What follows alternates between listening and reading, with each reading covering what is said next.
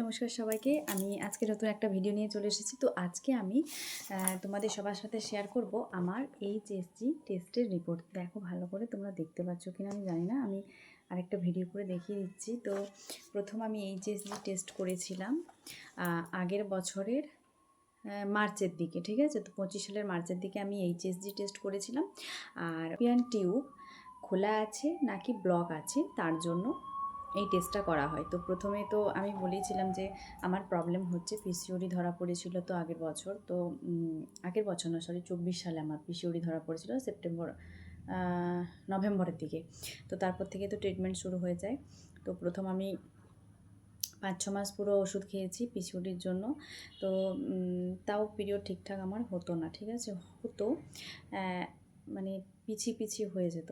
তো যাই হোক, সেই জন্য আমি আরেকটা ডাক্তার চেঞ্জ করি। তো তারপরে আমাকে ডাক্তারবাবু ওই নতুন ডাক্তারবাবু এইচএসজি টেস্ট করতে দেন।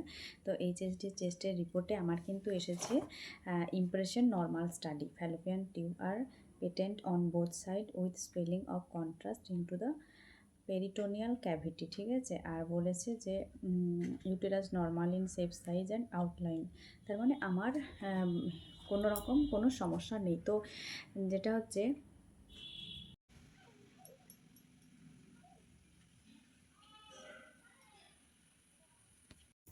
তো যখন আমি এইচএসডি টেস্ট করতে যাই তখন তারপর গুগলে সার্চ করি। আর আমিও যেহেতু হেলথেরই কাজ করি, তো সেই হেতু আমি সব বিষয়টা একটু জানি। যাই হোক, তো যখন যাই তখন কিন্তু মানে ভয় একটা ভেতরে কাজ করছিল। আমি অনেক ইউটিউবের ভিডিও দেখেছি।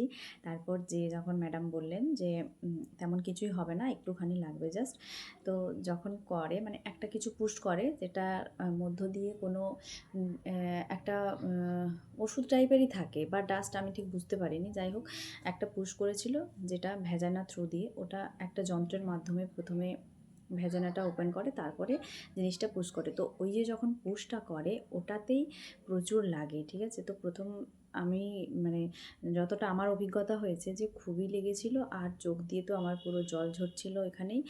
তারপরেও আমি যাই হোক সহ্য করে নিয়েছি। তো বেশি না, 4-5 সেকেন্ড, হ্যাঁ এরকমই 5 সেকেন্ড এরকম লাগবে, তারপর আর কিছু মনে হবে না। তো তারপরে যখন ওটা বের করে তখন হালকা একটুখানি লাগে, হ্যাঁ। তো তেমন কিছু ভয়ের ব্যাপার নেই। আর যখন ওটা পুশ করে তখনই ছবিটা ওঠে, তারপরে বোঝা যায় যে টিউব খোলা আছে নাকি ব্লক আছে। তো তোমরা যারা এটা করছো বা ডাক্তারবাবু দিচ্ছেন, তো তোমরা করে নাও।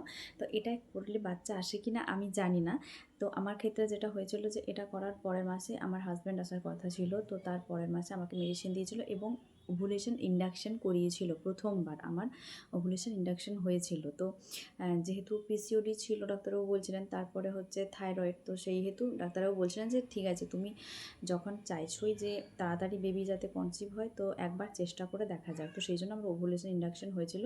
আমার মতো অনেকেই ইঞ্জেকশন নিচ্ছিল, তো আমিও বলি তাহলে দেখা যায় একবার ট্রাই করে। যাই হোক, সেই ভিডিওটা নিয়ে আমি পরে আরেকটা ভিডিও করছি। তো তোমরা যারা নতুন আমার মতোই মা হতে চাইছো, ঠিক আছে, তারা অবশ্যই আমার চ্যানেলটা সাবস্ক্রাইব করে পাশে থেকো, যাতে আমি নতুন ভিডিও দিলে তোমরা তাড়াতাড়ি নোটিফিকেশান পেয়ে যাও। আজকের মতো টাটা, দেখা হবে আরেকটা ভিডিও নিয়ে। আমার ওভুলেশন ইন্ডাকশনের ভিডিও আমি বানাবো।